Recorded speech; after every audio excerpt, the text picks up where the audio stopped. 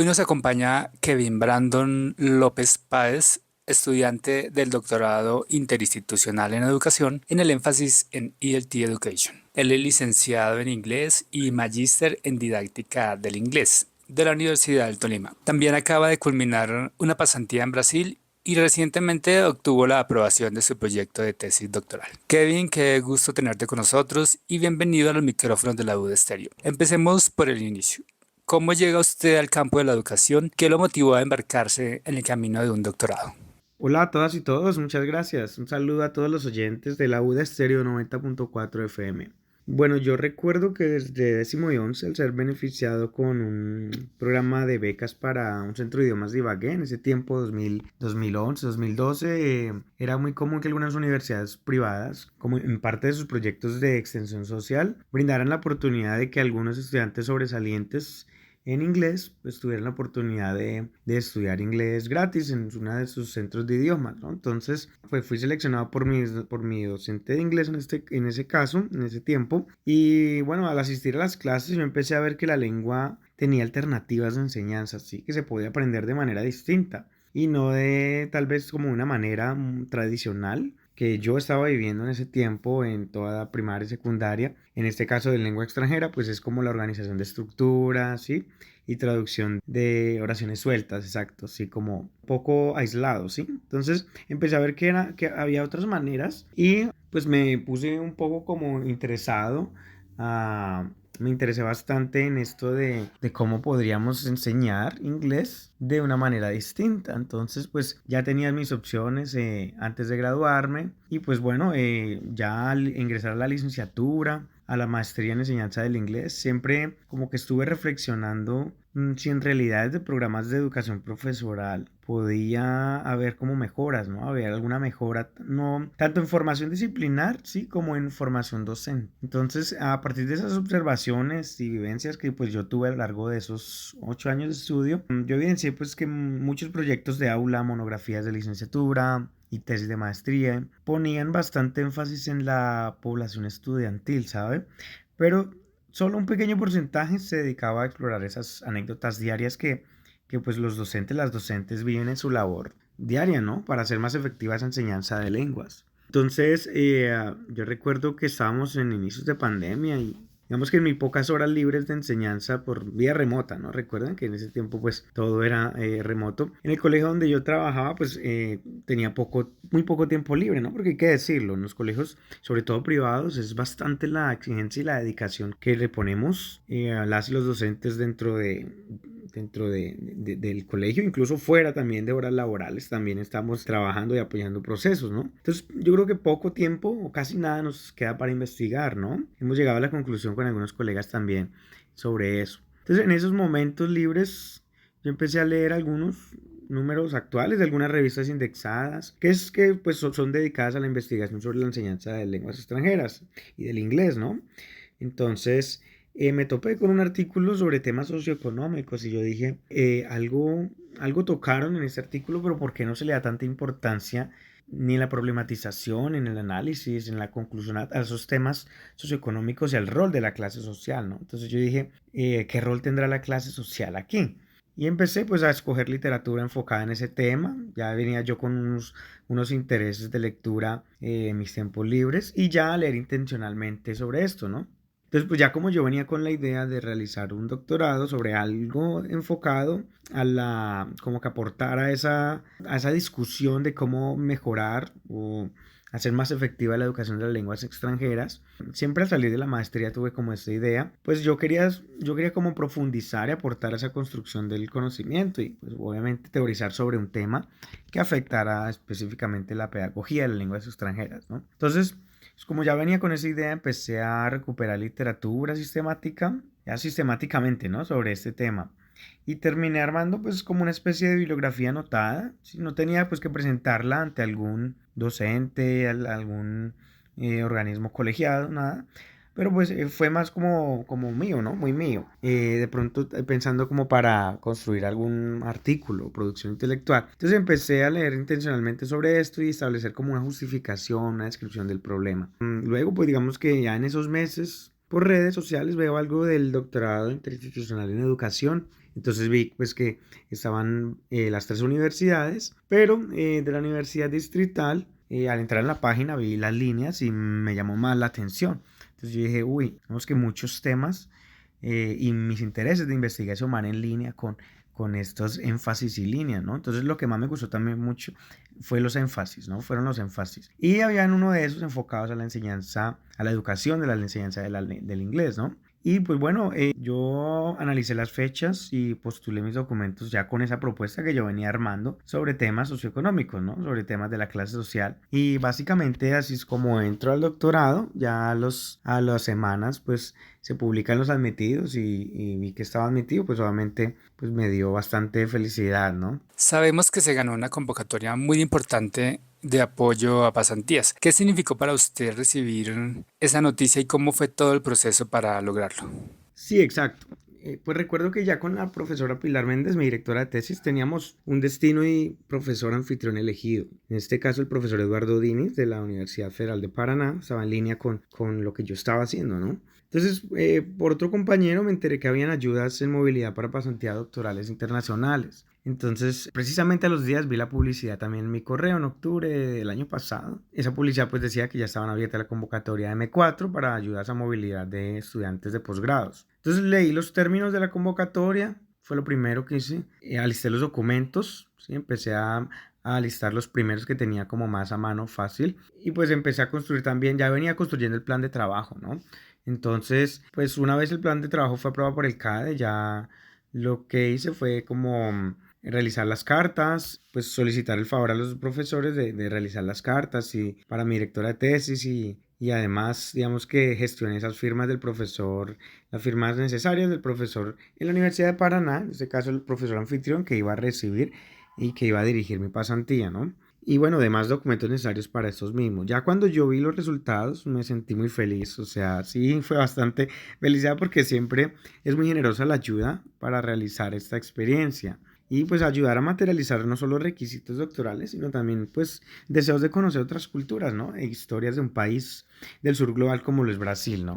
Entonces creo que es bastante positivo y recibí con mucha felicidad esa noticia. ¿Cuál fue su itinerario en Brasil donde realizó la pasantía y qué experiencia y qué aprendizaje destacaría tanto en lo académico como en lo humano? Pues recuerdo que cuando llegué a Curitiba el 6 de junio, bueno, pues me alisté, digamos que organicé un poco el fin de semana, ese fin de semana, ya el 9 de junio me reuní con el profesor Eduardo y organizamos un itinerario, digamos que así como basado en el plan de trabajo que ya había sido aprobado por el CADE, por la Oficina de Investigaciones en meses anteriores, pero también con lo que el profesor iba a proponer, ¿no? Entonces, esas actividades que planeamos comprendían seminarios como asistencia a seminarios enfocados en la metodología de investigación con perspectivas de coloniales, asistencia a conferencias también relacionadas con mi proyecto de tesis doctoral, encuentros dialógicos con el grupo de investigación, ese grupo de investigación llamado Identidad y Lectura del programa de posgraduación en letras. Posgraduación en letras es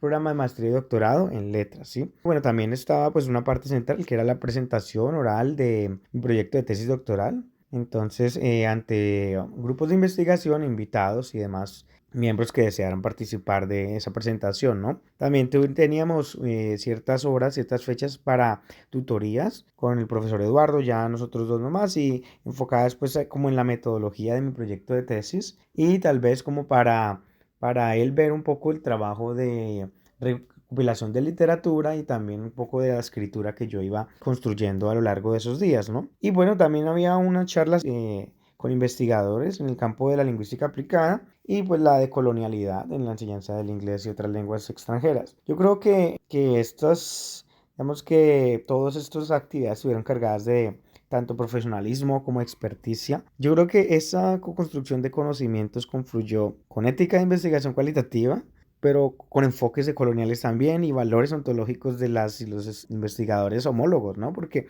finalmente éramos no solo docentes, digámoslo, tutores, sino también colegas, ¿no? Entonces, de alguna manera, esa experiencia fue enriquecedora para mí. Como estudiante de doctorado, claramente, porque pues me permite ver distinta literatura, distintas formas de construir conocimiento, distintos idiomas, ¿por qué no? Pero también como persona y como docente universitario, porque digamos, no solo me permitió construir lazos interculturales, sino también como admirar esas distintas geocorpopolíticas de conocimiento, donde el intercambio de epistemas, ontologías, identidades, digamos que yo creo que estuvieron ahí en el centro, ¿no? Siempre mediados por la educación y la pedagogía. En este caso, pues de la lengua extranjera, ¿no?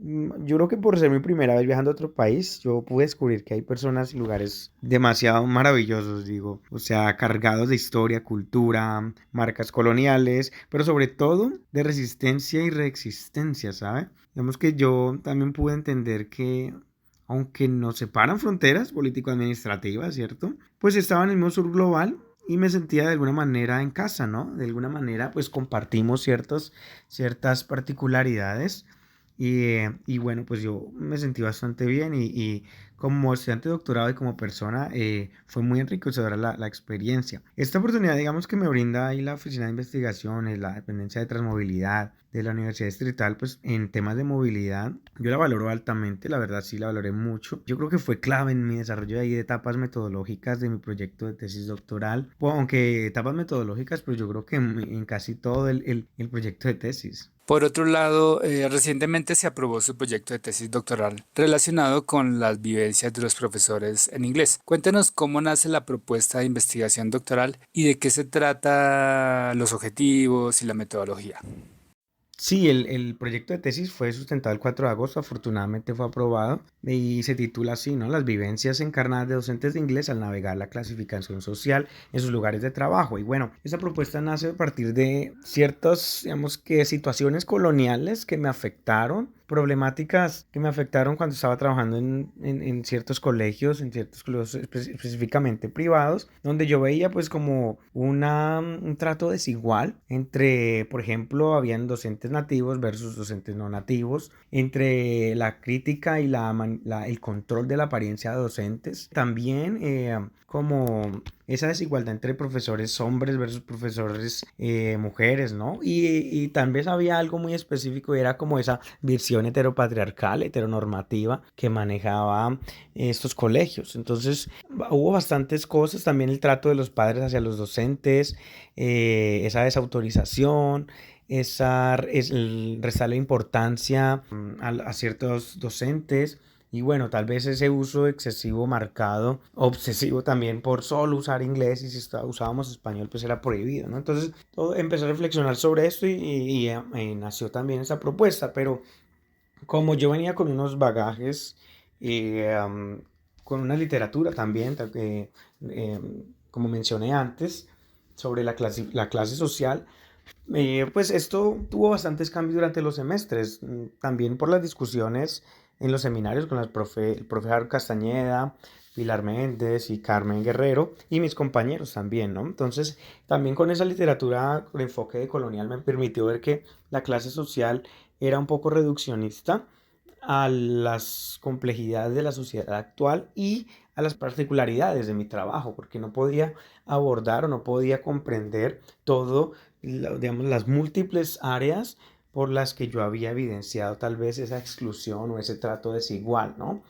Entonces, pues empecé a entender que la clase social, la teoría de la clase social, mayormente pues influenciada por Marx, estaba muy centrada en la experiencia europea, ¿no? Y era ahistórica en términos de que pues se analiza en un periodo de la historia específico y no aborda y no reconoce e ignora el sur global, ignora también las realidades y ontologías del sur, ¿no?